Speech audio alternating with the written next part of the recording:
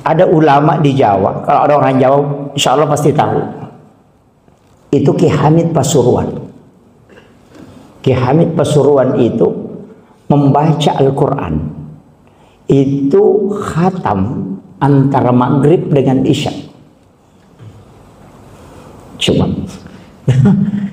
Ketika dia ke Mekah, kemudian dites hafalannya, sesudah sholat maghrib, diberikanlah surban, kemudian dia tutup kepalanya dengan guru mursyid yang dia tempati mentalaki Al-Quran, kemudian disuruh menghafal Al-Quran mulai suratul Fatihah sampai kurang surat Binas.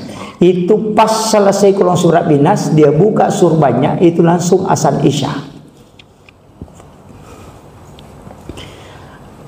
Di sini Pak, di masjid ini jangankan 30 juz, 5 juz saja antara maghrib isya tidak bisa. Begitu. Kenapa? Itu ada makamnya khusus.